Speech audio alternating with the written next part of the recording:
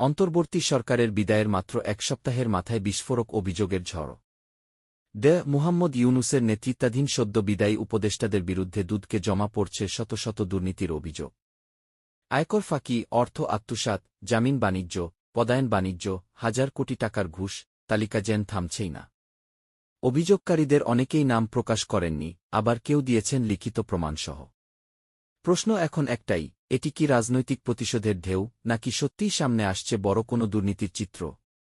তদন্ত কি হবে নিরপেক্ষ? দেশজুড়ে শুরু হয়েছে তুমুল আলোচনা।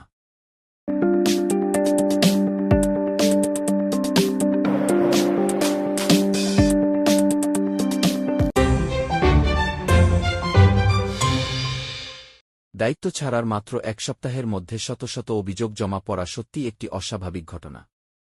এটি কেবল প্রশাসনিক বিষয় নয়, বরং রাজনৈতিক মনস্তত্ত্বেরও অংশ। ইতিহাস বলছে, ক্ষমতায় থাকাকালে অনেকেই অভিযোগ করতে ভয় পান। কারণ তখন প্রভাব, ক্ষমতা ও প্রশাসনিক নিয়ন্ত্রণ একসঙ্গে কাজ করে। ক্ষমতা চলে গেলে সেই ভয়ের দেয়াল ভাঙতে শুরু করে। প্রথম কারণ হতে পারে ভয় কেটে যাওয়া।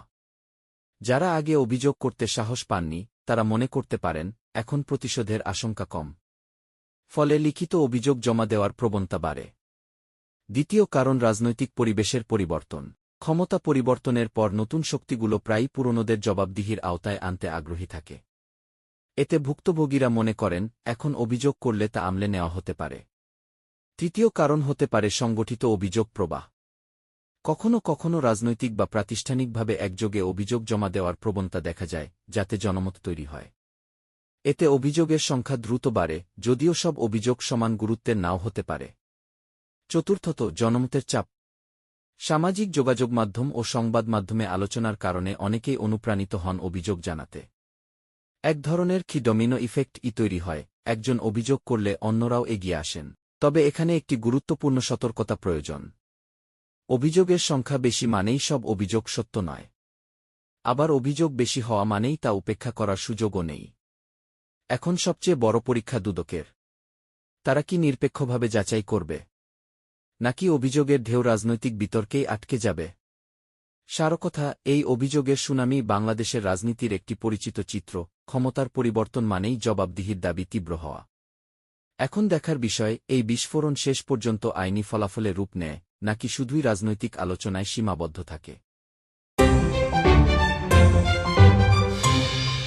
গ্রামীণ টেলিকম ও একটি ব্যক্তিগত ট্রাস্ট ঘিরে যে অভিযোগ উঠেছে, তা নিছক রাজনৈতিক বক্তব্য নয়, এটি সরাসরি আর্থিক স্বচ্ছতা, করনীতি ও প্রাতিষ্ঠানিক জবাবদিহির প্রশ্ন। অভিযোগে বলা হচ্ছে, একটি ট্রাস্ট গঠন করে অর্থ স্থানান্তর, আয়কর ফাঁকি বা তহবিলের অপব্যবহার হয়েছে। যদি এমন কিছু প্রমাণিত হয়, তাহলে বিষয়টি কেবল দেশীয় নয়, আন্তর্জাতিকভাবেও গুরুত্ব পাবে, কারণ ইউনূস একটি বৈশ্বিক পরিচিত নাম। প্রথম প্রশ্ন হচ্ছে, ট্রাস্ট গঠন কি নিজেই অপরাধ? না। ট্রাস্ট গঠন একটি বৈধ আইনি কাঠামো। অনেক সংস্থা ও ব্যক্তি সামাজিক, পারিবারিক বা দাতব্য কাজে ট্রাস্ট ব্যবহার করেন। কিন্তু ট্রাস্টের মাধ্যমে যদি কর ফাঁকি, তহবিল স্থানান্তর বা স্বার্থের সংঘাত ঘটে, তাহলে সেটি তদন্তসাপেক্ষ অপরাধ হতে পারে। দ্বিতীয়ত, গ্রামীণ টেলিকমের অর্থ ব্যবস্থাপনা। এখানে দেখতে হবে, অর্থ কোথা থেকে এসেছে, কিভাবে ব্যবহৃত হয়েছে, বোর্ড অনুমোদন ছিল কিনা, এবং সংশ্লিষ্ট লেনদেন কর আইনের আওতায় সঠিকভাবে দেখানো হয়েছে কিনা। অভিযোগে যদি আয়কর ফাঁকির কথা বলা হয়, তাহলে জাতীয় রাজস্ব বোর্ডের নথিও গুরুত্বপূর্ণ হয়ে উঠবে। তৃতীয়ত, আন্তর্জাতিক প্রভাব। ইউনূসের বৈশ্বিক গ্রহণযোগ্যতার কারণে যে কোনো তদন্ত আন্তর্জাতিক গণমাধ্যমে আলোচিত হবে। ফলে তদন্তের স্বচ্ছতা ও নিরপেক্ষতা অত্যন্ত গুরুত্বপূর্ণ। রাজনৈতিক প্রভাবের অভিযোগ উঠলে তা দেশের ভাবমূর্তিতেও প্রভাব ফেলতে পারে। তবে সবচেয়ে গুরুত্বপূর্ণ বিষয়, অভিযোগ মানেই অপরাধ প্রমাণ নয়। আইন অনুযায়ী প্রমাণ, নথি, সাক্ষ্য সব যাচাই না করে কোনো সিদ্ধান্তে পৌঁছানো যায় না। দুদক ও আদালতের প্রক্রিয়াই এখানে চূড়ান্ত। সারকথা, এই ইস্যু দুইভাবে যেতে পারে।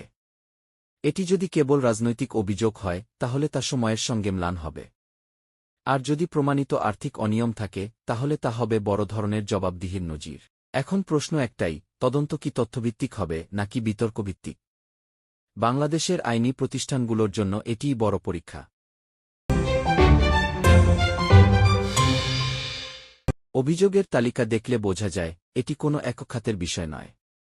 আইন, জ্বালানি, স্বাস্থ্য, তথ্য, প্রায় সব গুরুত্বপূর্ণ প্রশাসনিক খাতেই অনিয়ম ও বাণিজ্যের অভিযোগ উঠেছে। জামিন বাণিজ্য, বিচারক পদায়ন বাণিজ্য, টেন্ডার জালিয়াতি, লাইসেন্স বাণিজ্য, অভিযোগের ধরন যেমন বিস্তৃত, তেমনি রাজনৈতিকভাবে স্পর্শকাতর। আইন খাত, জামিন ও পদায়ন বাণিজ্য। যদি সত্যিই জামিন বাণিজ্যের অভিযোগ প্রমাণিত হয়, তাহলে সেটি বিচার ব্যবস্থার ওপর আস্থা মারাত্মকভাবে ক্ষতিগ্রস্ত করবে। বিচারক বদলি বা পদায়নে অর্থ লেনদেনের অভিযোগ আরও গুরুতর, কারণ এটি সরাসরি ন্যায়বিচারের কাঠামোকে প্রশ্নবিদ্ধ করে। এখানে তদন্তের ক্ষেত্রে প্রয়োজন হবে আর্থিক লেনদেনের ট্রেইল, কল রেকর্ড, ব্যাংক হিসাব এবং প্রশাসনিক আদেশের মিল খুঁজে দেখা। জ্বালানি ও অবকাঠামো খাত, বড় অর্থের প্রবাহ। জ্বালানি খাতে অভিযোগ মানেই বড় অঙ্কের অর্থ। বিদ্যুৎ উৎপাদন, চুক্তি, কমিশন, এসব ক্ষেত্রে দুর্নীতির অভিযোগ নতুন নয়। যদি বেসরকারি কোম্পানির সঙ্গে অবৈধ আর্থিক লেনদেনের প্রমাণ পাওয়া যায়, তাহলে তা হবে নীতিনির্ধারণী পর্যায়ের দুর্নীতির ইঙ্গিত। স্বাস্থ্য ও তথ্য খাত, টেন্ডার ও লাইসেন্স ইস্যু। স্বাস্থ্য খাতে টেন্ডার জালিয়াতি মানে জনগণের অর্থের অপচয়। হাসপাতালের কেনাকাটা, ওষুধ সরবরাহ, এগুলোতে অনিয়ম হলে তার প্রভাব পড়ে সরাসরি সাধারণ মানুষের উপর। তথ্য খাতে লাইসেন্স বাণিজ্যের অভিযোগও সমান গুরুতর, কারণ এটি গণমাধ্যমের স্বাধীনতার সঙ্গেও যুক্ত। ছাত্র উপদেষ্টার বিরুদ্ধে হাজার কোটি টাকার অভিযোগ, এটি সবচেয়ে সংবেদনশীল অংশ। হাজার কোটি টাকার দুর্নীতির অভিযোগ যদি প্রাথমিকভাবে আমলযোগ্য হয়, তাহলে তা কেবল ব্যক্তিগত নয়, পুরো প্রশাসনিক কাঠামোর উপর প্রশ্ন তুলবে। বিশেষ করে যদি ভুক্তভোগীরা নাম পরিচয়সহ প্রমাণ দিয়ে থাকেন, তাহলে তদন্তের চাপ আরও বাড়বে। মূল প্রশ্ন, এখন সবচেয়ে গুরুত্বপূর্ণ বিষয় হল, অভিযোগগুলো কি বিচ্ছিন্ন ঘটনা, নাকি একটি সংগঠিত দুর্নীতির চিত্র? অভিযোগ প্রমাণিত হলে এটি হবে বড় ধরনের প্রশাসনিক কেলেঙ্কারি। আর যদি প্রমাণিত না হয়, তাহলে তা রাজনৈতিক উদ্দেশ্যপ্রণোদিত অভিযোগ হিসেবেই বিবেচিত হবে। সবকিছুর কেন্দ্রে একটি বিষয়, স্বচ্ছ ও নিরপেক্ষ তদন্ত। কারণ এই মুহূর্তে দেশের মানুষের কাছে সবচেয়ে বড় চাহিদা হল সত্য। বর্তমান পরিস্থিতিতে দুর্নীতি দমন কমিশন, দুদক, নিজেই এক বড় পরীক্ষার মুখে। শত শত অভিযোগ জমা পড়েছে। প্রশ্ন এখন অভিযোগের সংখ্যা নয়, প্রশ্ন হল দুদক কিভাবে প্রতিক্রিয়া জানায়। টিআইবির বক্তব্য, কেউ আইনের মধ্যে নয় গিয়ে এই কথাটি এখন কেন্দ্রবিন্দু। কারণ অতীতে বহুবার অভিযোগ উঠেছে, ক্ষমতায় থাকা ব্যক্তিদের বিরুদ্ধে দুদক কার্যকর পদক্ষেপ নেয়নি। রাজনৈতিক বাস্তবতায় অনেকেই মনে করেন, ক্ষমতাসীনদের ক্ষেত্রে তদন্ত ধীরগতির বা নিষ্ক্রিয় হয়ে পড়ে। এখন পরিস্থিতি ভিন্ন। যাদের বিরুদ্ধে অভিযোগ উঠেছে তারা আর ক্ষমতায় নেই। ফলে দুদকের সামনে একটি সুযোগ এসেছে নিজেদের প্রাতিষ্ঠানিক স্বাধীনতা প্রমাণ করার। আমলযোগ্যতার প্রশ্ন। প্রথম ধাপ হল অভিযোগ যাচাই। সব অভিযোগ তদন্তে যাবে না, এটি বাস্তবতা। কিন্তু যেগুলো আমলযোগ্য নয়, সেগুলো কেন নয়, সেটিও যুক্তিসহ ব্যাখ্যা করতে হবে। স্বচ্ছতা এখান থেকেই শুরু। তদন্তের গভীরতা। যদি প্রাথমিক সত্যতা পাওয়া যায়, তাহলে পূর্ণাঙ্গ অনুসন্ধান শুরু করতে হবে।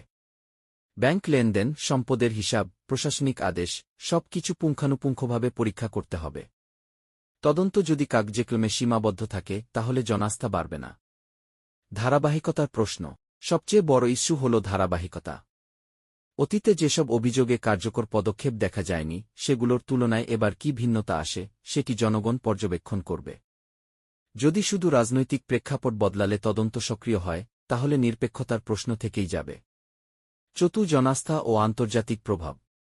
এই মামলাগুলো কেবল ব্যক্তি নয়, রাষ্ট্রীয় ভাবমূর্তির সঙ্গেও যুক্ত। স্বচ্ছ তদন্ত হলে আন্তর্জাতিক পরিমণ্ডলে একটি ইতিবাচক বার্তা যাবে, বাংলাদেশে জবাবদিহি কার্যকর। আর যদি তদন্ত প্রশ্নবিদ্ধ হয়, তাহলে তা উল্টো প্রভাব ফেলতে পারে। দুদকের সামনে এখন দুটি পথ। একটি হল আনুষ্ঠানিক প্রক্রিয়া দেখিয়ে সময়ক্ষেপণ, অন্যটি হল প্রমাণভিত্তিক, নিরপেক্ষ ও দৃশ্যমান তদন্ত। এই মুহূর্তে দেশের মানুষ দেখতে চায় অভিযোগের রাজনৈতিক রং নয়, আইনের শাসনের বাস্তব প্রয়োগ। দুদক কি সত্যিই প্রমাণ করবে আইন সবার জন্য সমান? নাকি আবারও উঠবে পুরনো প্রশ্ন, নিরপেক্ষতা নাকি রাজনৈতিক ধারাবাহিকতা?